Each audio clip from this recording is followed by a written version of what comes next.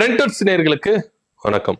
அம்மா மக்கள் முன்னேற்ற கழகத்தின் சார்பா பொதுக்குழு நேற்று தினத்துல தஞ்சாவூர்ல நடந்தது. இதுல பல தீர்மானங்கள் நிறைவேற்றப்பட்டாங்க. குறிப்பா 2 விஷயங்கள் அவங்க சொன்னதுல கவனம் பெற்றிருக்குது அப்படின்னு சொல்லலாம். ஏன்னா என்டிஏ கூட்டணிக்குள்ள வரணும் வரணும் வரணும்னு சொல்லிட்டு பாஜக தொடர்ந்து அடம் பிடிக்குது. ஓபிஎஸ் உள்ள கொண்டு வந்துருங்க, டிடிவி தினகரன் உள்ள கொண்டு வந்துருங்க சொல்லிட்டு ஓயாம அடம் பிடிக்குது. ஆனா நேற்று தினத்துல தீர்மானங்கள் ஏற்பட்டதுல இந்த தீர்மானம் மட்டும் முக்கியமா கவனம் பெற்றிருக்கு. பிரிவினவாத அரசியல் தமிழ்நாட்டுல எக்காலத்திலும் எடுபடாது அப்படின்ற ஒரு விஷயத்தை தீர்மானமா எடுத்திருக்கிறாங்கப்பா அம்மா மக்கள் முன்னேற்ற கழக பொதுக்குழு சார்பா. இங்க பிரிவினவாதம் தான் அப்படின்னு சொல்லிட்டு பாஜக தன்னுடைய அஜெண்டாவே வச்சிட்டு இருக்காங்க.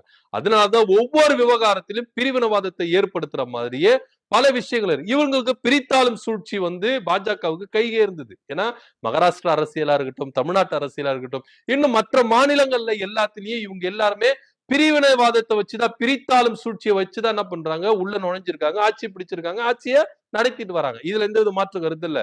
நீங்க மகாராஷ்டிரால விட்டுருங்க, தமிழ்நாட்டுல இன்னைக்கு அதிமுக அப்படின்ற ஒரு கட்சி எப்படி பிரிச்சு இவங்க ஆண்டுட்டு இருக்காங்க அப்படின்றது கண்ணெதிர்க்க நம்ம பாக்குறோம்.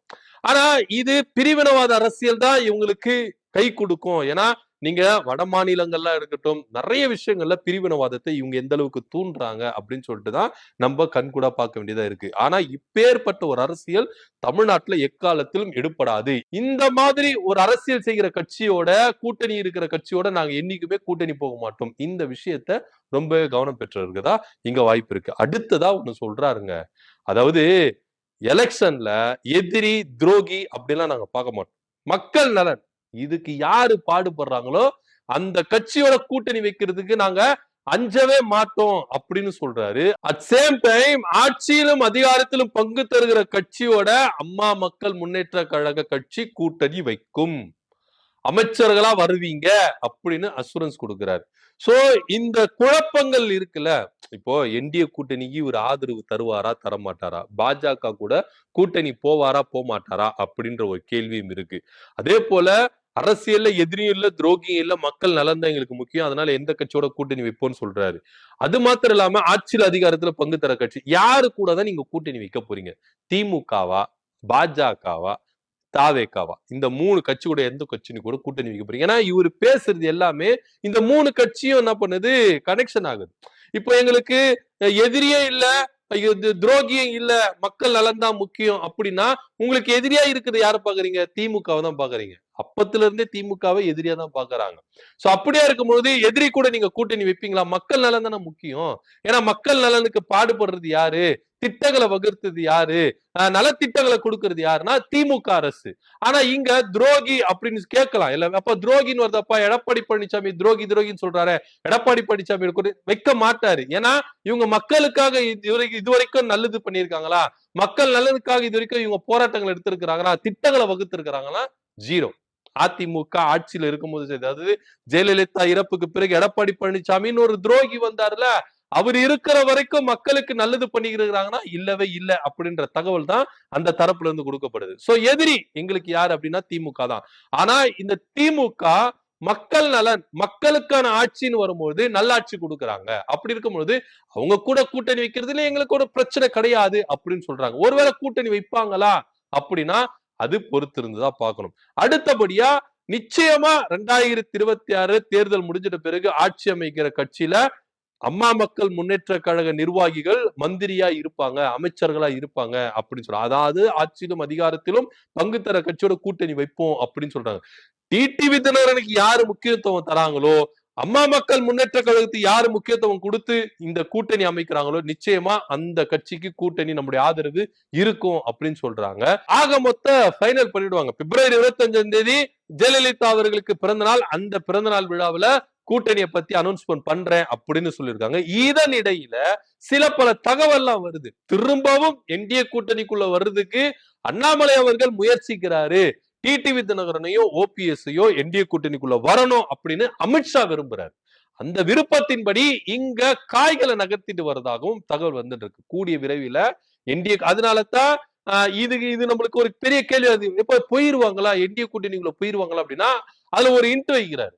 பிரிவினவாத அரசியல் எக்காலத்திலும் தமிழ்நாட்டில் எடுப்படாது அப்படின்னு. பிரிவினவாதத்தை ஊக்கப்படுத்துகிற, பிரிவினவாதத்தை அரசியலா செய்கிற கட்சி பாஜக கட்சி. இந்த கட்சி கூட இவர் கூட்டணி வைக்க மாட்டாரு அப்படின்னு தீர்மானங்களை போட்ட பிறகு போய் வைப்பாரா அப்படின்னா ஒரு பெரிய குழப்பமான ஒரு சூழ்நிலை இருக்கு. இதனிடையில தமிழக வெற்றி கழக தலைவர் விஜய் அவர்கள் எல்லாத்துக்கும் கிரீன் சிக்னல் கொடுத்துட்டாராம். டிடிவி தினகரனுக்கு, ஓபிஎஸ்க்கு, தேமுதிகவுக்கு. அதாவது யாரெல்லாம் விஜய முதலமைச்சரா ஏத்துக்கிட்டு வரீங்களோ அவங்களுக்கு எல்லாருக்குமே கிரீன் சிக்னல் கொடுக்குறோம், கதவு நாங்க திறந்து வச்சுட்டு இருக்கோம், யார வேணாலும் வரலாம் அப்படின்னு சொல்லிட்டு விஜய் அவர்களும் ஓப்பனா சொல்லி இருக்கிறாரு.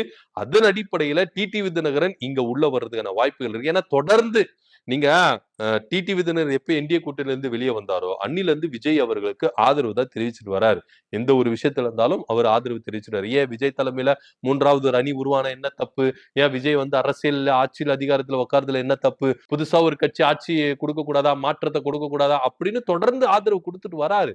அப்படி இருக்கும் பொழுது டிடிவி தினகரன் இங்க உள்ள வந்துருவாரா அப்படின்ற ஒரு கேள்வியும் இருக்கு. இது எல்லாத்துக்கும் முடிவு சொல்றதுக்கு ஏன் பிப்ரவரி மாதம் போறாருன்னா ஜனவரி 20ஆம் தேதிக்குள்ள ஒரு சம்பவம் நடக்கிறதுக்கு வாய்ப்புகள் இருக்கு.